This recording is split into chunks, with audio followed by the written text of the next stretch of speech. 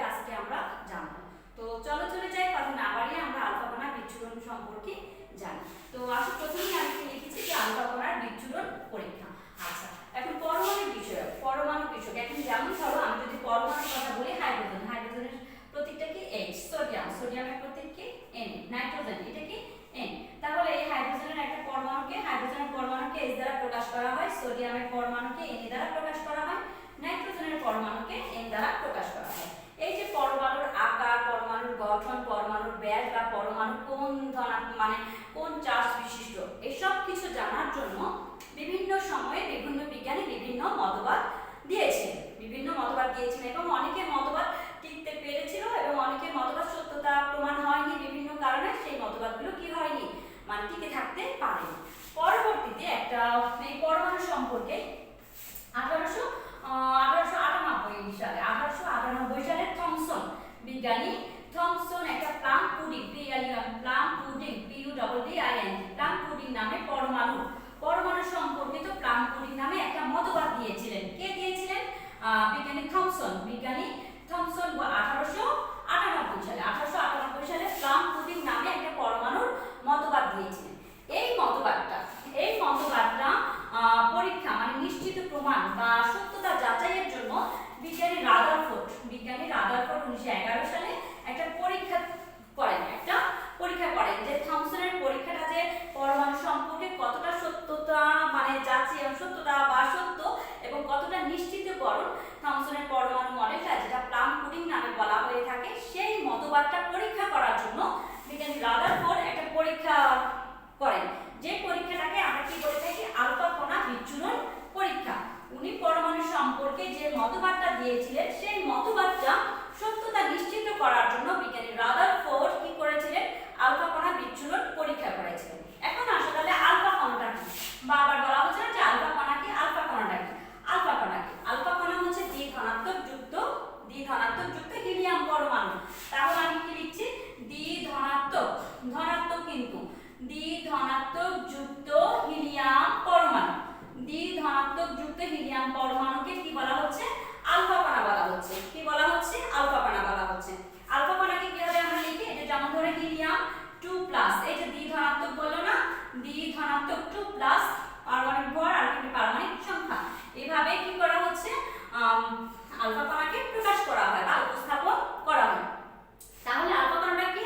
দ্বিধনাত্মক যুক্ত হিলিয়াম পরমাণুকে আলফা কণা বলা হচ্ছে। আলফা কণা কি হচ্ছে? উচ্চ গতিসম্পন্ন গতিশীল কণা।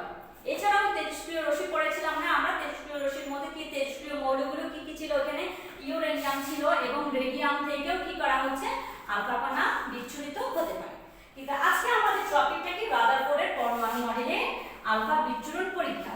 এবার এই পরীক্ষাটা করার জন্য আমাদেরকে পরীক্ষার উপকরণ কি কি লাগবে? তাহলে দেখো, উপকরণ যদি বলতে যাই যে আমার উপকরণ কি কি লাগবে, উপকরণের মধ্যে তাহলে প্রথমেই তোমাকে একটা লিখবে আলফা কণার উৎস। প্রথমে কি লাগছে? আলফা কণার উৎস। 2 নাম্বার লাগছে কি? সোনার পাত। একটা কি লাগছে? সোনার পাত, যার পুরুত্ব হচ্ছে 4 × 10⁻⁻4 সেন্টিমিটার, যার পুর। আরেকটা হচ্ছে জিঙ্ক সালফেটের পর্দা। তাহলে এই আলফা কণা বিচ্ছুরণ পরীক্ষা করার জন্য আমাদের কি কি উপকরণ লাগবে? আলফা কণার উৎস লাগবে, সোনার পাত লাগবে এবং জিঙ্ক সালফেটের পর্দা লাগবে। এখন দেখো এই জিনিসটা আমরা কিভাবে পরীক্ষা করি? তাহলে উপকরণের পর যখন পরীক্ষা দেয়, পরীক্ষাটা আমরা কিভাবে করি? যেমন ধরো আমি একটা চিত্র আঁকছি, এটা একটা সোনার পাত ধরো, হলো একটা সোনার পাত, যার পেছনের দিকে জিঙ্ক সালফেটের পর্দা, এটা হচ্ছে কি জিঙ্ক সালফেটের পর্দা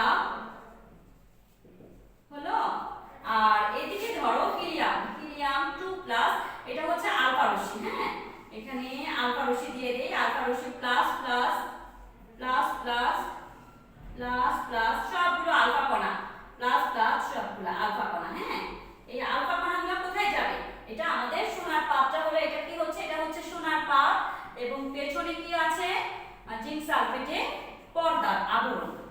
সোনার পাতের পুরুত্ব কত বলছিলাম? 4 × 10⁻⁻4 সেন্টিমিটার। এখন দেখো যে কোনো একটা হিলিয়াম রশ্মি যেটাকে আমরা কি বলি, আমরা আলফা রশ্মি যেমন বলি। তাহলে প্রথমে একটা রশ্মি পাঠালাম, সেটা কি হলো, এখানে হলো আলোকিত হলো। প্রথম আরেকটা রশ্মি এখানেও আলোকিত রশ্মি, দ্বিতীয় একটা রশ্মি সে চলে গেল, এখানেও আলোকিত হলো। চতুর্থ রশ্মি এখানে উল্টো দিকে আসলো, পঞ্চম রশ্মিও ধরতে পারো, উল্টো দিকে আসলো, ষষ্ঠ রশ্মিও চলে গেল। এই যে তাহলে দেখো কিছু কিছু রশ্মি, তাহলে এটা সব কি আলফা রশ্মি বা আলফা কণা।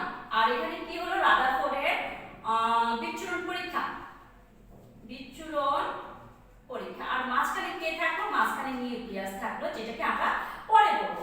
তাহলে দেখো তোমরা এই পরীক্ষার মধ্যে আমরা কি দেখতে পাচ্ছি, পরীক্ষাটার মধ্যে দেখা যাচ্ছে উনি যখন পরীক্ষাটা করেন, রাদারফোর্ড আলফা কণার উৎস থেকে কতগুলো আলফা কণা নিল, আলফা কণা নেওয়ার পরে এর সামনে একটা সোনার পাত দিল এবং সোনার পাতের পেছনের দিকে জিঙ্ক সালফেটের একটা পর্দা দিল, জিঙ্ক সালফেটের একটা পর্দা দিল। জিঙ্ক সালফেটের পর্দা দেওয়ার কারণে কোনো একটা উৎস থেকে কি করলো, বিভিন্ন আলফা কণাকে গমন করলো, বিভিন্ন আলফা কণাকে উনি পরিচালিত করলো।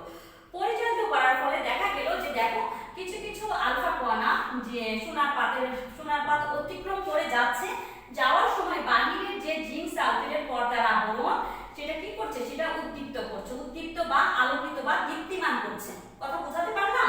দেখো যে আলফা কণাটা, আলফা রশ্মিটা যাচ্ছে সোনার পাত অতিক্রম করে, কিছু কিছু রশ্মি যাচ্ছে, এই রশ্মি কিন্তু পুরোটা সোনার পাত অতিক্রম করে গিয়ে জিঙ্ক সালফেটের পর্দায় দীপ্তিমান করছে, জিঙ্ক সালফেটের পর্দা দীপ্তিমান করছে। এই একটা সে কি করলো, আরেকটা রশ্মি সে কি করলো, সে তার সোজা পথে না গিয়ে বিপরীত পথে, সোজা পথে না গিয়ে একটু বাঁকা পথে চলে গেল, তাও কি করলো, এখানে জিঙ্ক সালফেটের পর্দা দীপ্তিমান করলো।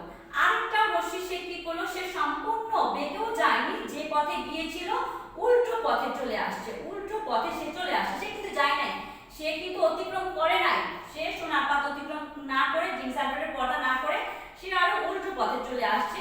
এখানেও কিছু কিছু রশ্মি কি করলো, পথ বেঁকে সোনার পাত অতিক্রম করেছে, আবার কিছু কিছু রশ্মি সোনার পাত অতিক্রম করে জিঙ্ক সালফেটের পর্দা কি করেছে, দীপ্তিমান করেছে।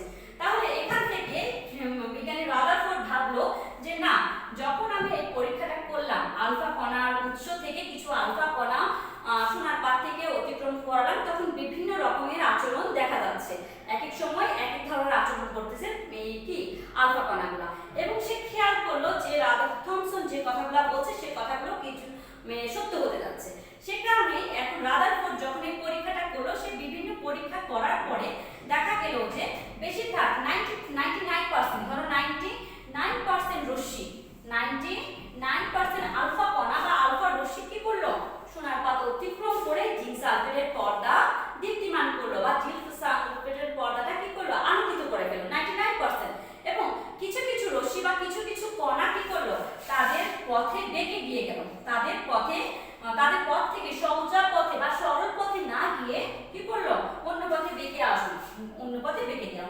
এবং কিছু রশ্মি হঠাৎ দুই একটা রশ্মি কি করলো, সে সোজা পথেও গেল না, বাঁকা পথেও গেল না, উল্টো পথে চলে আসলো, উল্টো পথে চলে আসলো, যার কারণে সে কি করলো, সে সোজা পথে যায় না। তবে হ্যাঁ, যারা উল্টো পথে চলে যায় এসব রশ্মিগুলো কিন্তু খুব একটা বেশি না, হঠাৎ করে দুই একটা, যেমন ধরো 20,000-এর মধ্যে একটি, 20,000-এর মধ্যে একটি।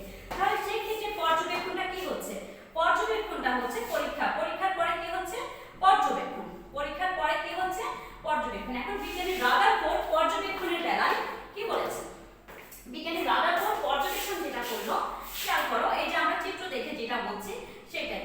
এক নম্বরে কি বলছে উনি, যে আলফা কণা বিচ্ছুরণ সম্পর্কে যে পরীক্ষাটা, সেই পরীক্ষার পর্যবেক্ষণের এক নম্বরে সে কি বলেছে, যে 99% আলফা কণাগুলো কি করেছে, সোনার পাত অতিক্রম করে জিঙ্ক সালফেটের পর্দা আলোকিত করেছে, 99% রশ্মি গেল। তারপরে দুই নম্বরে কি হচ্ছে, দুই নম্বরে হচ্ছে কিছু কিছু আলফা কণা সোনার পাত সরাসরি না গিয়ে একটু বাঁকা পথে, এই যে একটু বাঁকা পথে, কিছু কিছু আলফা কণা সোজা পথে না গিয়ে সে কি করেছে, বাঁকা পথে সোনার পাত অতিক্রম করে জিঙ্ক সালফেটের পর্দা আলোকিত করেছে, দুই নম্বর।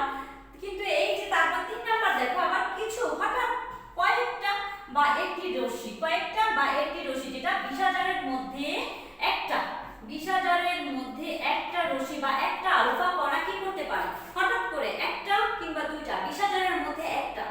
বিষাজারের মধ্যে একটা আলফা কণা তার সরল পথে বাঁকা পথে না গিয়ে উল্টো পথে, যে পথে গিয়েছে আবার উল্টো পথে সে কি করেছে, সে চলে এসেছে। এই পরীক্ষাগুলো উনি পেয়েছে এবং উনি এই পর্যবেক্ষণগুলো করেছেন। পর্যবেক্ষণের পরে উপকরণ গেল, পরীক্ষা গেল, পর্যবেক্ষণ দেখা 1 2 3 4 নম্বরে আসে। 4 নম্বর হচ্ছে সিদ্ধান্ত। সিদ্ধান্ত তাহলে রাদারফোর্ড পরীক্ষা করলেন, পর্যবেক্ষণ করলেন, সিদ্ধান্ত। এখন সিদ্ধান্ত উনি কি কি সিদ্ধান্তে উপনীত হলেন, আসলে এই পরীক্ষা দ্বারা কি সিদ্ধান্তে উপনীত হওয়া যায়। রাদারফোর্ড এভাবে ভাবলেন। রাদারফোর্ড ভাবলো যে পরীক্ষাটা করলাম, পর্যবেক্ষণ করলাম, তাহলে এখন সিদ্ধান্তের পালা। তাহলে প্রথম সিদ্ধান্তে আসো। প্রথম সিদ্ধান্ত রাদারফোর্ড বলল যে যখন আলফা কণা কি করলো, আমি বিচ্ছুরণ করলাম, আলফা কণাকে সোনার পাত থেকে যেতে দিলাম, সোনার পাত থেকে সরাসরি কি করলাম, অতিক্রম করলো। আলফা কণা কোনো উৎস থেকে সোনার পাত সরাসরি অতিক্রম করলো না, অতিক্রম করার ফলে জিঙ্ক সালফেটের পর্দা সে কি করলো, উদ্দীপ্ত করলো কিংবা দীপ্তিমান করলো। এ থেকে কি বোঝা যায়, এ থেকে বোঝা যায় যে পরমাণুর কেন্দ্র, পরমাণু সে যাওয়ার সময় কোনো বাধা পায়নি, পেয়েছে, বাধা পায়নি। পরমাণুর কেন্দ্র সেই এই নিউক্লিয়াস ব্যতীত সম্পূর্ণ জায়গায় কি হবে, ফাঁকা। 1 নাম্বার হচ্ছে পরমাণুর সম্পূর্ণ জায়গা ফাঁকা, বুঝা গেছে 1 নাম্বার সিদ্ধান্ত। 2 নাম্বার হচ্ছে কি, যেহেতু কি বলেছে যে কিছু কিছু আলফা কণা তার সরল পথে না গিয়ে একটু বাঁকা পথে চলে গেছে, সরল পথে একটু না গিয়ে বাঁকা পথে চলে গেছে। এটা দ্বারা কি বোঝা যায়, এটা দ্বারা বোঝা যায় যে পরমাণুর কেন্দ্রে যেহেতু আলফা কণা পজিটিভ চার্জ বিশিষ্ট, আলফা কণা কি পজিটিভ মানে ধনাত্মক চার্জ বিশিষ্ট, আর কিছু কণা যেহেতু কি করেছে, বেঁকে গিয়েছে, অর্থাৎ এটাও পজিটিভ, নিউক্লিয়াসে পজিটিভ, যখন সাথে সাথে পজিটিভ কি করবে, বিকর্ষণ করবে, অর্থাৎ যখন বিকর্ষণ করে সেই জন্য তাদের পথ বেঁকে গেছে। অর্থাৎ রাদারফোর্ড এটা দ্বারা কি বুঝিয়েছে, রাদারফোর্ড বুঝিয়েছে যে পরমাণুর কেন্দ্রে ধনাত্মক চার্জ বিশিষ্ট ভারী কোনো বস্তু আছে, পরমাণুর কেন্দ্রে ভারী কোনো বস্তু আছে যার চার্জ কি ধনাত্মক, আর এই ধনাত্মক হওয়ার কারণে হিলিয়াম কণা বা আলফা কণাও কি ধনাত্মক, আর এই ধনাত্মক হওয়ার কারণে সে যখন যাচ্ছে মানে সোনার পাত অতিক্রম করে যাচ্ছিল, ঠিক তখন পথে বাধা হলো। বাধা হওয়ার কারণে পজিটিভ কি হচ্ছে, বিকর্ষণ হওয়ার কারণে সে কি করলো, তার পথ বেঁকে গেল। অর্থাৎ 2 নম্বর সিদ্ধান্ত দ্বারা কি বোঝা যায়, 2 নম্বর পরীক্ষা দ্বারা এটা বোঝা যায় পরমাণুর কেন্দ্রে ধনাত্মক চার্জ বিশিষ্ট একটি বস্তু আছে, ধনাত্মক চার্জ বিশিষ্ট একটা বস্তু আছে যার নাম আমরা কি বলতে পারি, নিউক্লিয়াস, যার নাম আমরা কি বলতে পারি, নিউক্লিয়াস। এবার আসো 3 নাম্বার দেখা যাচ্ছে যে হঠাৎ করে একটি রেখা বা একটি কণা বিষাজারের মধ্যে একটি কণা সেটা সোজা পথে না গিয়েও বাঁকা পথে না গিয়েও সম্পূর্ণ উল্টো পথে চলে আসছে, উল্টো পথে চলে আসার কারণ বুঝতে হবে যে পরমাণুর কেন্দ্রে যে কি আছে, ভারী বস্তুটা আছে সেটা সাধারণত কি হচ্ছে, ধনাত্মক চার্জ বিশিষ্ট, এবং পরমাণুর কেন্দ্রে যে ধনাত্মক চার্জ বিশিষ্ট ভারী বস্তুটি আছে তার ভর সম্পূর্ণ পরমাণুর তুলনায় অতি নগণ্য। অর্থাৎ নিউক্লিয়াসের ভর পরমাণুর তুলনায় কি হচ্ছে, অতি নগণ্য। অর্থাৎ পরমাণু কি হচ্ছে, নিউক্লিয়াসের ভর পরমাণুর তুলনায় অতি নগণ্য। 3 নাম্বার এটা হচ্ছে নগণ্য। 4 নাম্বারে যদি আমি বলতে যাই যে 4 নাম্বারটা কি, অতি নগণ্য। হ্যাঁ, নিউক্লিয়াসের তুলনায় পরমাণুর ভর অতি নগণ্য। এবার আসো 4 নাম্বারটা কি, 4 নাম্বারে বলা হচ্ছে যে এসব পরীক্ষা দ্বারা আরো একটা সিদ্ধান্তে বলা যায় যে যেহেতু পরমাণুর কেন্দ্রে কি আছে, ধনাত্মক চার্জ বিশিষ্ট নিউক্লিয়াস আছে যার ভরও কি হচ্ছে, খুবই সামান্য পরমাণুর তুলনায়, এবং যার চার্জ হচ্ছে ধনাত্মক। সেই ক্ষেত্রে বলা যায় যে পরমাণুর তুলনায় নিউক্লিয়াস এত ছোট, সেটা সাধারণত 10,000 থেকে 1 লক্ষ গুণ ছোট হতে পারে। কে, নিউক্লিয়াস। ও সম্পূর্ণ পরমাণুর তুলনায় নিউক্লিয়াস এত ছোট, সেটা 10,000 থেকে 1 লক্ষ গুণ পর্যন্ত হতে পারে। অর্থাৎ বিজ্ঞানী রাদারফোর্ড যখন আলফা কণা বিচ্ছুরণ পরীক্ষাটি করেছিলেন, উনি এই সব সিদ্ধান্তে উপনীত হয়েছিলেন এবং পরবর্তীতে